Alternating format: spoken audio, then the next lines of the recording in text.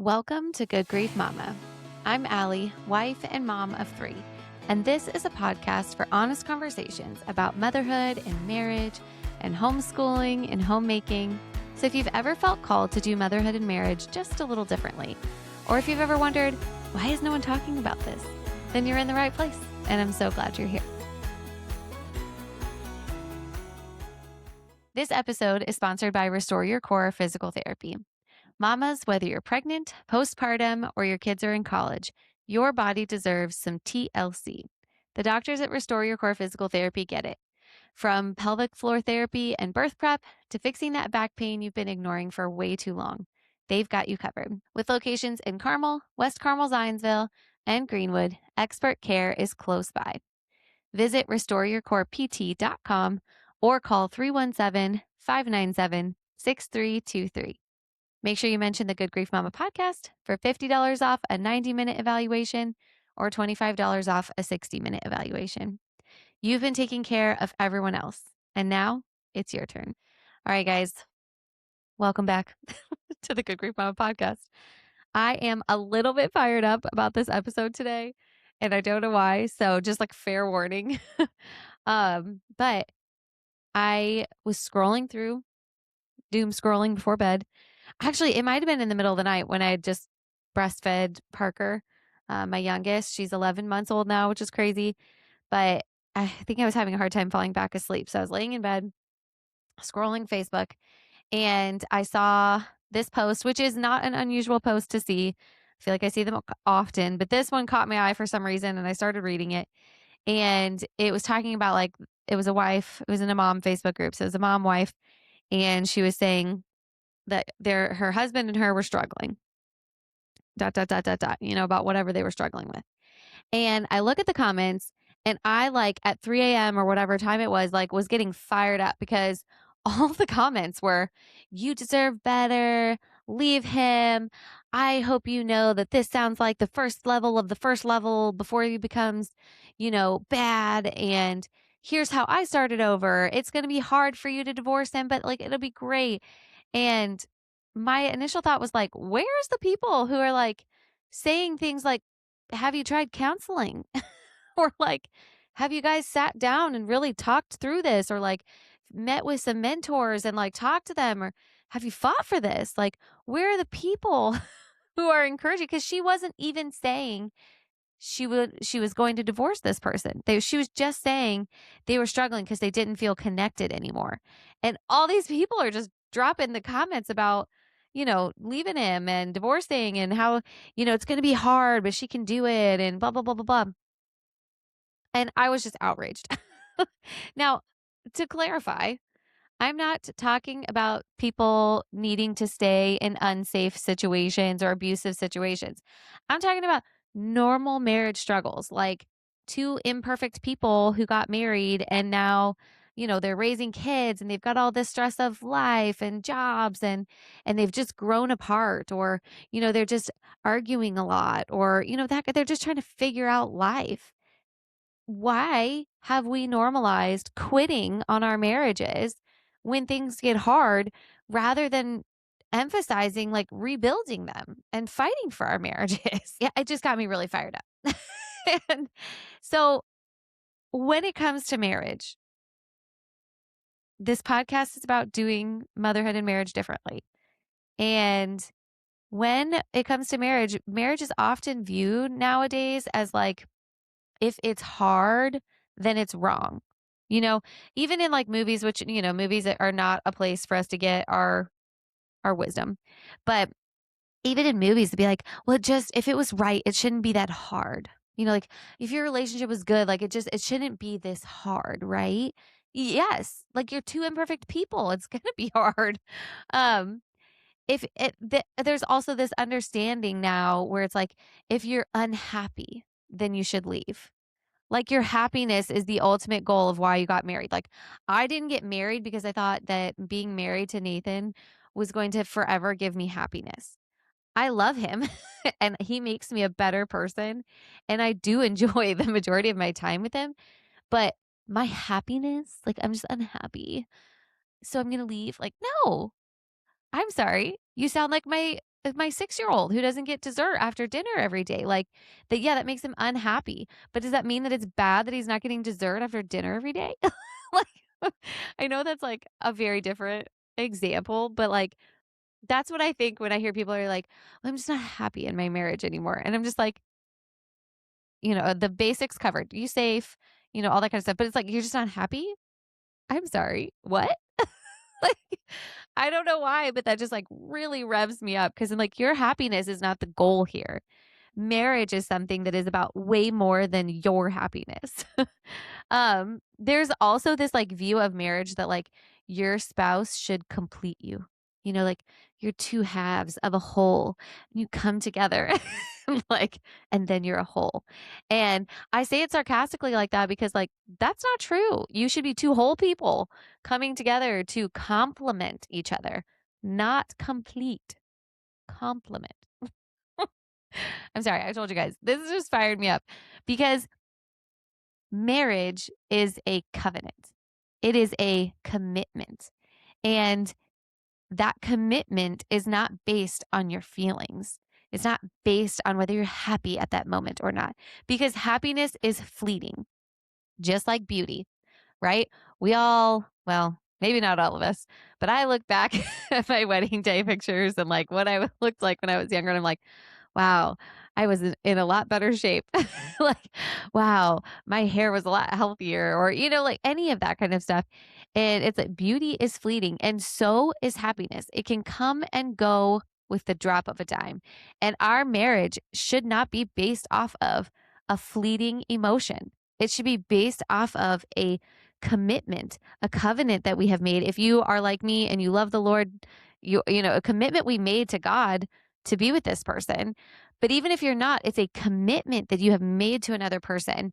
And those commitments can't be based on fleeting emotions or on silly things like beauty. And when they are based on those kind of things, you miss out on the growth because growth comes through hard seasons. Anytime that you get better at something, it is generally because you have put in hard work at it. You have invested so many years in school to prepare for your career. You spend all of the like K through 12, right? Preparing for life or supposedly preparing for life. And then you go to college or you do an internship or you know, I'm blanking, a mentorship. There's a word I'm looking for, but I'm not finding it. Um, you're learning a job, you're learning a skill, a trade, and you're doing that so that you can be successful at your job. And so many people don't put that effort into their marriage at the beginning, and they also don't put it in afterwards. It's like if you get into a job and you just like never do any more training, you never learn any more, you never put in any hard work in your job, like you're probably not going to like move up. You're not going to get like super successful. The people who move up in their jobs are people who are always learning, always growing, and who understand that hard work is what gets you growth. And there will be hard seasons in your marriage. And when you have that right mindset and you're not focused on fleeting feelings and that kind of stuff, and always just like thrown in the towel, then you grow and your marriage gets stronger through it. And in marriage, like you're gonna hurt each other's feelings. You're two imperfect people who are literally with each other 24/7. You will hurt each other's feelings, whether you mean to or not. And you can still do that, but then repair that relationship and grow stronger. So there is a distinction that I think is important to make. And that is there's a big difference between a bad marriage season and a bad marriage. There are seasons and things, and you have to think through, okay, are we struggling right now because we're just broken? Or is it because we're exhausted because we have 3 children under the age of 5 or, whatever it is?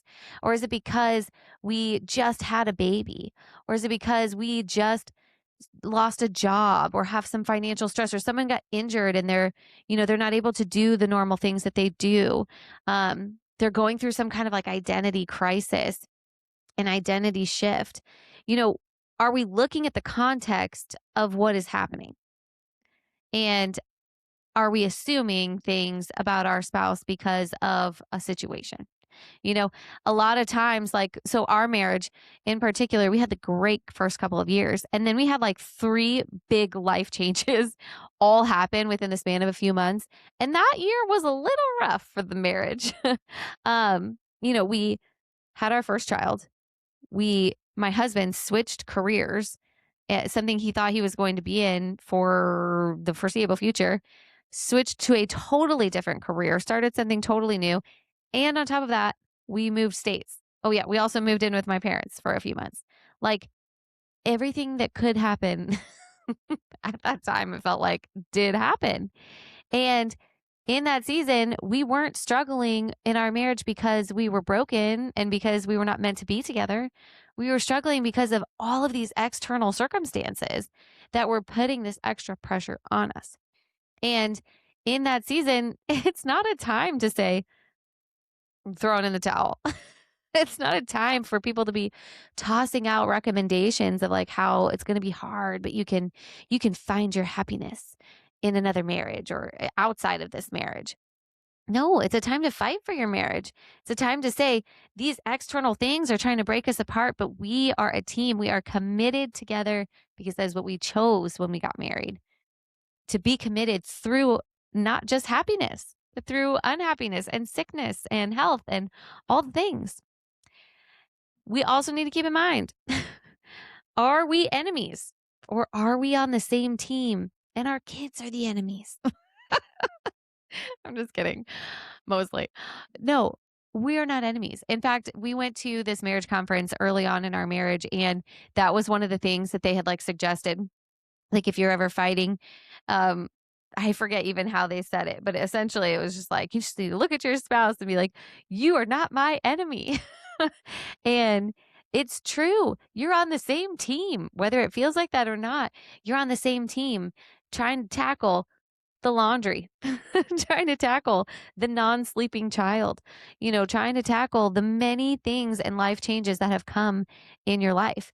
You're not enemies. And we also need to think through like, are we actually addressing the root issue of our problems right now? Or are we just looking at the symptoms? What my mentor had said many, many years ago, like a tree, right? Like, are you just like batting at the leaves or are you getting at the roots of this tree to solve this problem? And a lot of times when we have these arguments like this, we're just batting at leaves. Oh, we just don't feel connected anymore. Okay, well, that's a leaf. Why don't you feel connected anymore? Is it because you just went through a season of a bunch of young kids? Or is it because you've got a lot of external stress on you from work or from finances or whatever it may be, hormones, health? Look at that root cause of what's causing these symptoms that you're seeing. And especially for moms, again, like the things that we can think through are like, our postpartum seasons. Nathan and I know because this is our third kid, not that to make it an easier transition, but like there is a time where our relationship is a little different after having a kid because I'm exhausted. I've breastfed both my girls, the last two kids that I've had, and neither of them wanted bottles. So it's me getting up with them at night and I'm tired and I don't do well with no sleep. So it's like there's a difference, between I'm just a horrible person and a horrible wife and like, no, this is just a season, right? That will end. So you need to think through those things, but that applies to men too, as far as maybe they're having a ton of stress at work. And I know that especially for men, like the pressure to provide really, really weighs on them heavily. And so if they're experiencing much of stress at work, then they might be stressed extra and acting different at home. And that is a leaf, right? But like the root cause is this weight that they're feeling from this pressure at work. Or maybe, someone gets injured and they're not able to do the things that they normally do because they're recovering from like a surgery or an injury or something. Like that's going to cause some changes, right? Like that's going to cause mentally for the person who's injured and physically for the people who aren't because they're picking up the slack. And, there's just so much financial stress. Like you just need to think through, why are we actually having problems right now? And what might fighting for my marriage actually look like? I'm not advocating for pretending that everything is fine and ignoring our problems or tolerating mistreatment, that certainly is not what I'm advocating for. What I'm advocating for is fighting for your marriage. And that looks like learning to communicate. And that changes depending on the season that you're in. Communicating is going to look different depending on the phase of life that you're in, the age of kids that you have, the type of jobs that you have. It changes throughout. You're not going to communicate the same way when you first got married as you are now, like 15 years later when you've got a bunch of kids. It also looks like fighting for your marriage looks like assuming the best in your spouse.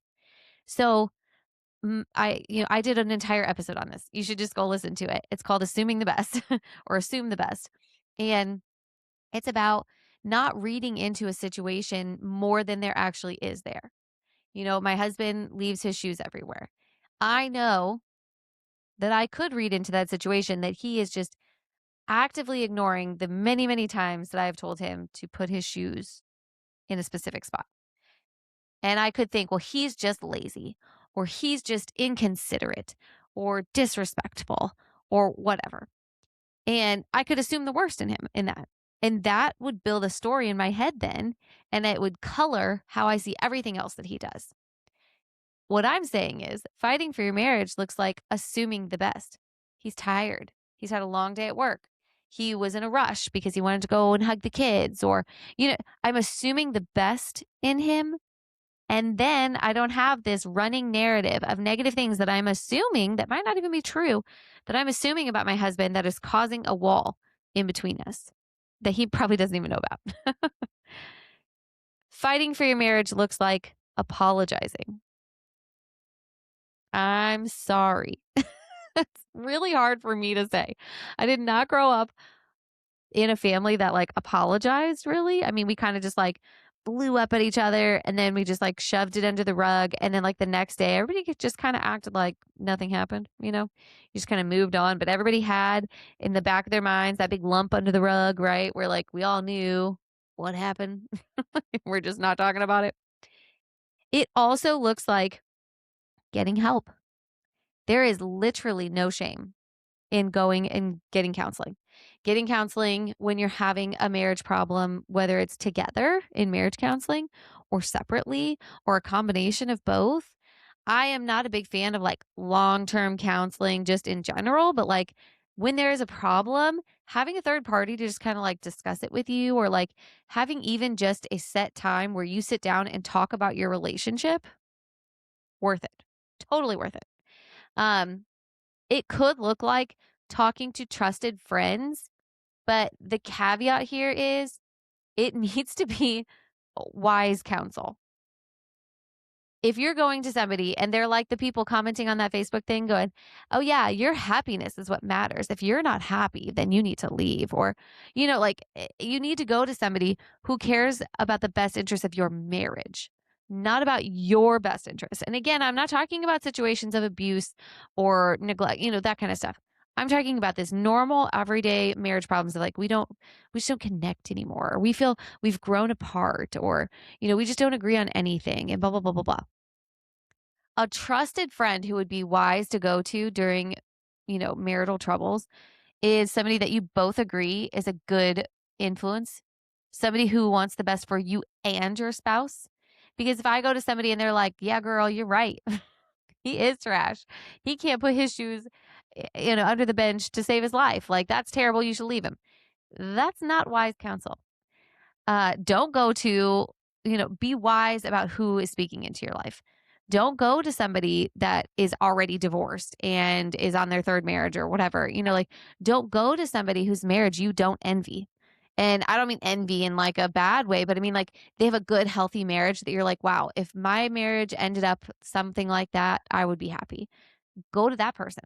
Like, you don't go to somebody it's easier, surely, to talk to somebody who is having the same kind of problems as you. You can commiserate, you can, oh yeah, before I got divorced, like that happened too.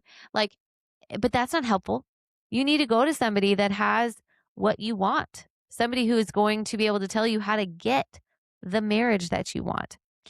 So get help, get outside help. That is a big part of what fighting for your marriage looks like. Fighting for your marriage also looks like remembering that happiness is not the ultimate goal. Talked about this a few times. Your personal happiness is fleeting.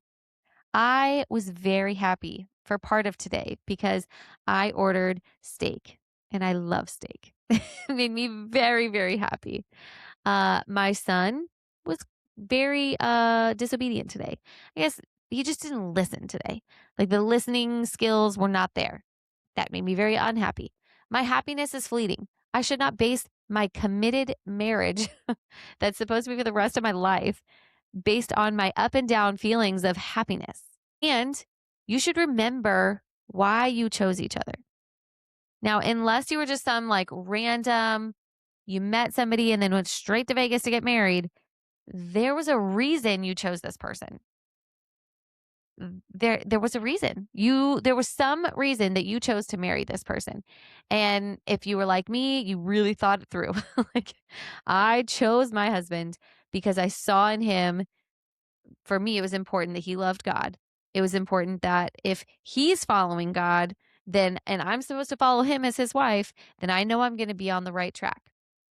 That was a big important thing for me. There were other important things too. And it's like, there was a reason I chose this person. So, I mean, I'm going to say it again, like go listen to my podcast episode that I did about assuming the best in your marriage, because that's a big part of fighting for your marriage when you have trouble. And sometimes the biggest shift in marriage isn't changing your spouse. It's changing the story that you're telling yourself about your spouse, because we have wild imaginations. And there is the confirmation bias, right? Where it's like we have an idea in our mind. And so then everything that we see, we neatly fit it in to a way that will confirm what we already believe. If I believe that this tea is causing me to stay awake at night, then I'm going to be like, oh, well, I did drink it that one time during the middle of the day and I got like a lot more hyper. Or, oh, I did drink it for 3 nights in a row and I didn't sleep great at all that night. It confirmed, right? I heard somebody else mention something about this tea and they don't sleep well in general. Confirmation. You know what I mean? So it's like you are building a story about your spouse in your head. And a lot of times it's not a true story, but you are building up this story and then you're telling it about your spouse. And I actually did this book, which I should look back and find this. It was back when our marriage, we had just gotten married, but like the small group that I was a part of, they were doing it and it was called Wife School. And it was like talking about all these ways of how you can be like a good wife and help when you're having trouble in your marriage. And I wasn't having any trouble in my marriage at the time, so I didn't really pay a ton of attention to it. But one of the things in there was you were supposed to write out things that your husband did good, because a lot of times we ruminate on the negative and then that's all we see is the negative. And so it was like, write out all the things that were good about your spouse. Even if you can't think of like a ton of them, write out as many as you could think. And I think our goal was to like get 25 written down. So it was like we really had to think through some things. It was good though. And so I think part of that is what you should be doing to fight for your marriage. Sit down and maybe you don't have to physically write it out, but like type it up on your phone in your notes or do something so that you put in the front of your mind, these are the things that they're doing good, so that you have positive things to say to them and to think about. Again, not ignoring the things that are wrong. I mean, it's not like I'm telling you to be on that show 600 my 600-pound life. I'm not telling you to be the enabling girlfriend or wife that's bringing this 600-pound person food and just watching them get bigger and bigger and bigger. That's not what I'm telling you to do. As a side note, I very much love my 600-pound life. I don't know why. I I love that show. But I'm not telling you to be someone who ignores problems. I'm not telling you to be an enabler to bad behavior. What I am telling you to do is to Get the baseline of your attitude and your story about your spouse to be positive, so that when you have these conversations about things that are troubling or bad habits or whatever, you're not coming into it with an accusing attitude. You're not coming into it being like, you're lazy and all you do is play video games. Where it could have been a conversation where like, hey, you work really hard at work all day, and I know that video games help you relax, but I'd love for you to give more time to your family or more time to me and you, and find a little bit more time for us. There's totally different conversations there and totally different ways of repairing that while still addressing the problem of playing too much video games, whatever it may be. So the advice that I think should be given, instead of girl, leave. Divorce is so easy nowadays. Whatever the advice is that those people were giving on the Facebook group, I think, clarify, like, are you safe? But then, like, are you both being honest in this situation? Have you gotten outside help? Is this a person that you're going to try and rebuild with? Because this is your spouse that you committed to. And what does fighting for your marriage look like practically for you in this situation? Do marriage different. We need more people to do marriage differently. We need less people to be saying, girl, leave, and more people to be saying, fight for your marriage. That's how you do marriage differently. You value it. And that sounds so silly because it's so simple. I mean, the grass is not greener on the other side. It's green where you water it.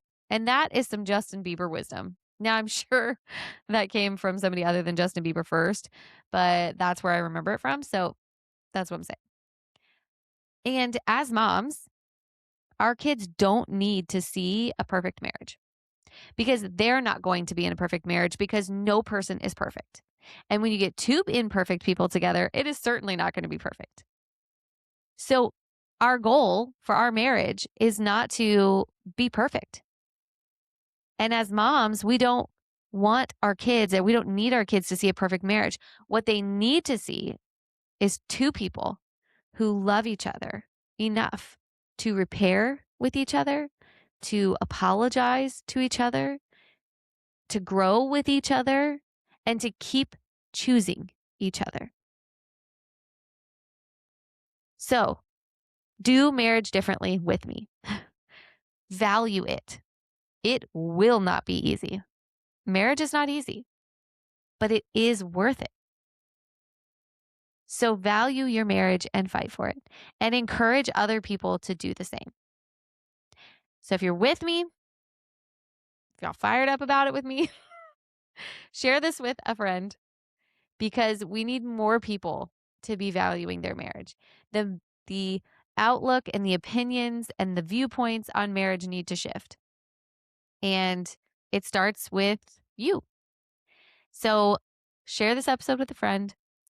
Leave me a rating and review. Tell me what you liked about this episode, and sign up for my free weekly email newsletter.